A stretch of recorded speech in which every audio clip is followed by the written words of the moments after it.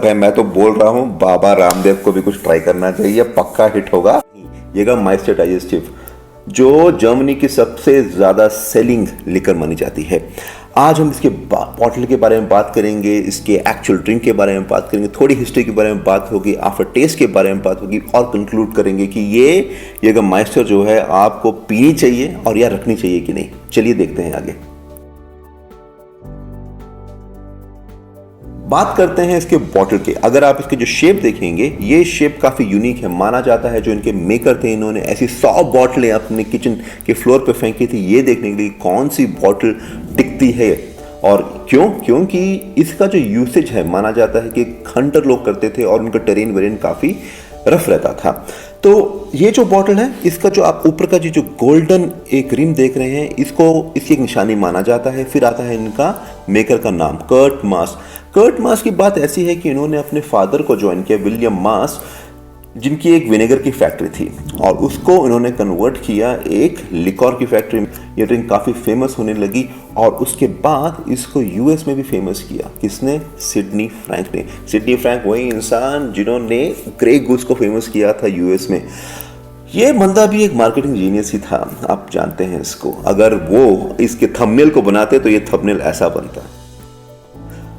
पर सारा credit Sydney Frank का नहीं है। गुंथर मास जो है वो भी काफ़ी इम्पॉर्टेंट है इसको फेमस करने के लिए। कहा जाता है कि जर्मनी के सबसे इन्फ्लुएंसिंग बिजनेसमैन रहे थे वो। वैसे तो येगरमाइस्टर ऐसी एक ड्रिंक है जो शिकारी लोग पीते हैं, शिकार पे जाने से पहले और शिकार से आने के बाद में। और मेरा एक जर्मन दोस्त बता रहा था कि उसकी दादी के फ्रिज में आज भी एक बोतल हमेशा रहती है, क्योंकि वो पीती हैं जब उनको हो जाता है कोल्ड एंड कॉफ। परंतु सिडनी फ्रैंक ने और गुंथर मास ने इसको कैसे फेमस किया है? इन्होंने एक फुटबॉल टीम को स्पॉन्सर किया था जर्मनी में और एक कॉन्सेप्ट लेकर आए थे येगरेट्स का। येगरेट्स वो महिलाएं होती हैं जो ब्रांड एम्बेसडर थी येगरमाइस्टर का। जब भी कोई कस्टमर आता था एक अल्कोहल पीने के लिए तो खुद ब खुद ही जाके येगरमाइस्टर के एक शॉट देती थी। इन्होंने एसोसिएट किया अपने ब्रांड को रॉक म्यूजिक के साथ। काफ़ी बैंड्स को ये अपना सपोर्ट देते हैं और स्पॉन्सर भी करते हैं। काफ़ी मर्चेंडाइज पे निकलता है।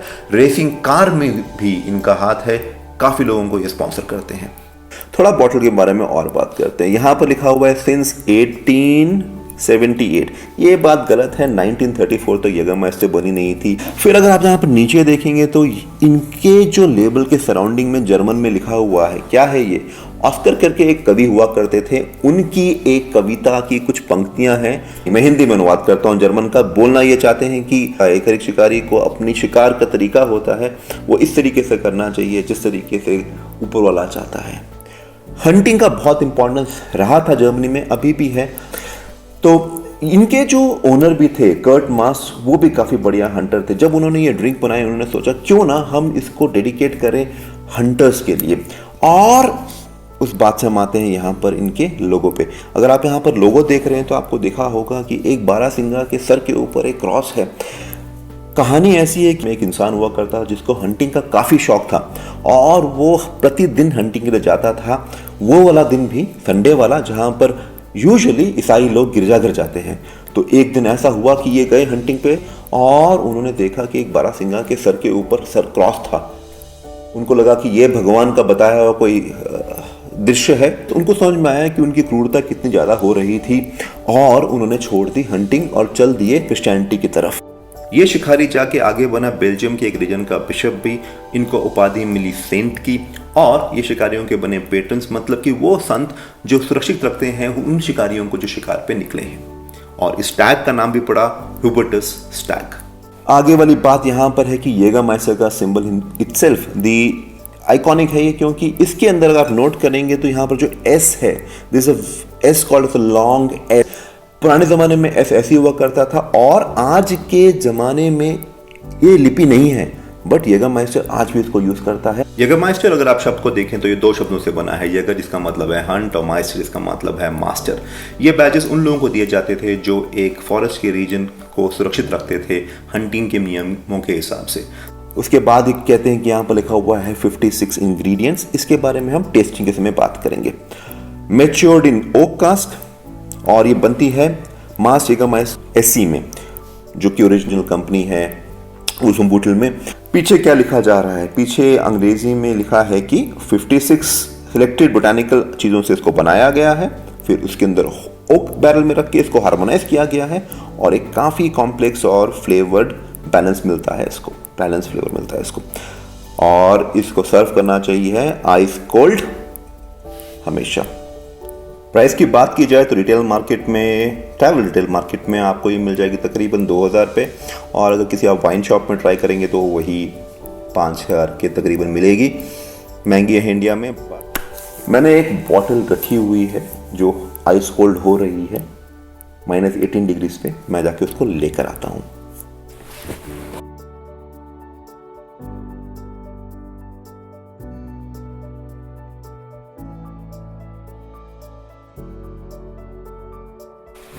चलिए मित्रों, अरे मित्रों बोल दिया, बहुत दिनों बाद निकला मुंह से। दोस्तों चलिए और बात करते हैं इसकी। ये थोड़ी पी हुई है, इसको साइड में करेंगे और खोलेंगे इसको। ठंडी लेकर आया हूं तो इससे ओस गिर रही है।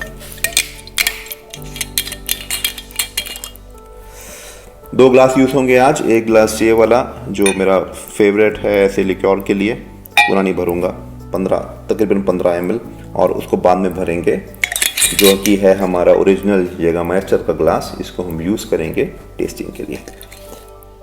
तो नोजिंग पर जाने से पहले यहाँ पर इसके इंग्रेडिएंट्स की बात करते हैं। ये कहते हैं कि इनमें डाले गए हैं 56 बोटानिकल इंग्रेडिएंट्स।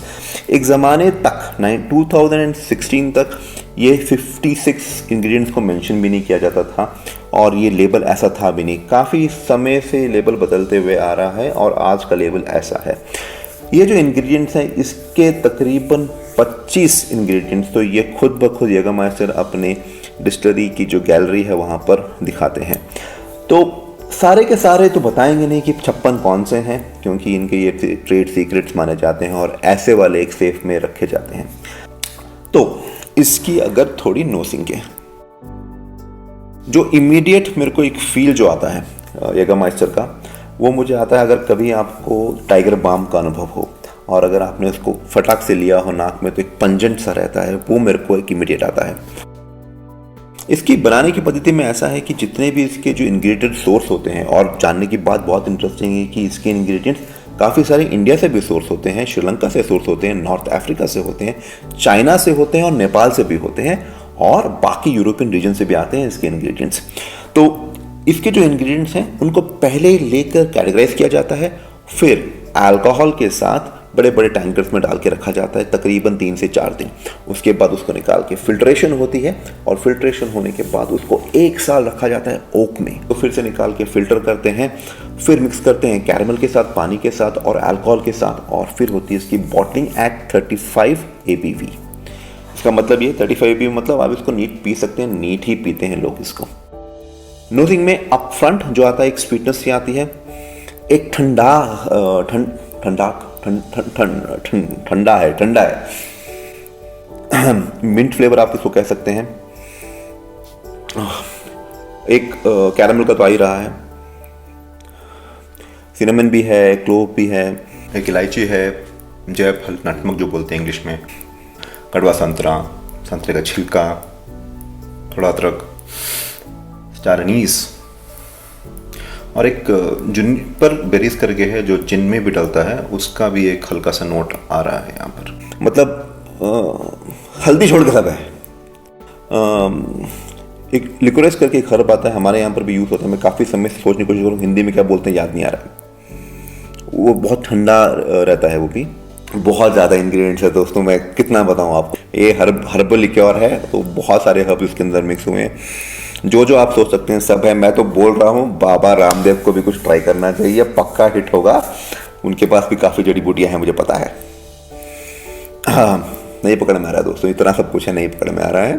चलिए कोई बात नहीं, इसकी हम थोड़ी टेस्टिंग करते हैं, देखेंगे टेस्टिंग सेक्शन में।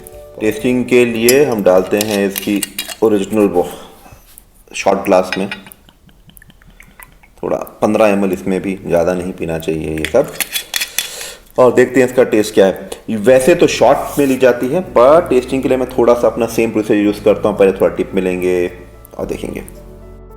As you take it on the tip, एकदम ठंडी फीलिंग आ रही है, स्वीट फीलिंग आ रही है। As it goes down upper palate में जो है इसका पूरा एक स्पाइसी नोट आ रहा है, और एक कम्प्लीटली मुंह को भर देती है। मतलब कोई भी ऐसा कॉर्नर नहीं है जो आपका मुंह का भरा नहीं हुआ है, सब जगह पर इसी यही लिक्योर छाई हुई है।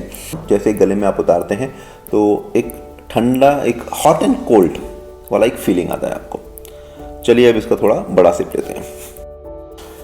इसके इंग्रेडिएंट्स में सैफरन आता है जो काफ़ी महंगा इंग्रेडिएंट है, बट एक और इंग्रेडिएंट है जो महंगा है और उसको पॉपी सीड्स कहते हैं।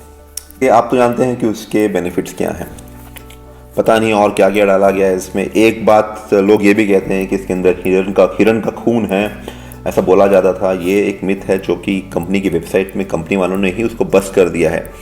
परंतु अगर सोचिए, अगर मैं अपने पूज्य पिताजी की विनेगर की फैक्ट्री में अगर मैं लिकर बनाता तो पहले की 1-2 बॉटल में पक्का हिरन का खून नहीं मेरा तो मिलता। ड्रिंक काफ़ी टेस्टी है, बट मुंह में अभी काफ़ी स्वीट सा टेस्ट रह जा रहा है जो मेरे पसंद का नहीं है। एक और छोटा सा सिप। काफ़ी देर तक इसका फिनिश रहता है। It's a very very long finishing लिक्योर।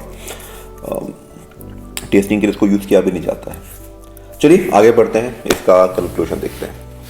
निष्कर्ष कंक्लूजन पे आते हैं। काफ़ी खबरें ऐसे भी आती हैं कि यगरमाइस्टर पी के लोग मर गए हैं। वो यगरमाइस्टर के पीने की वजह से नहीं है, लोग यगर बॉम्ब बना के पीते हैं जो रेड बुल के अंदर डाली जाती है यगरमाइस्टर, और उसकी वजह से क्या होता है कि कैफीन बहुत ज़्यादा कंज्यूम कर लेते हैं लोग। एक ही घंटे में आप अगर 10-10 यगर बॉम्ब मारोगे तो कोई भी ऊपर जा सकता है। कंक्लूजन है तो भाई लोगों, बात यह है कि इसको आप दो तीन तरीके से यूज़ कर सकते हैं। पहले तो एक जर्मनी में, यूरोप में भी इसको यूज़ किया जाता है मक्खियों को पकड़ने के लिए, क्योंकि कहते हैं कि मक्खियों को भी बहुत पसंद आती है।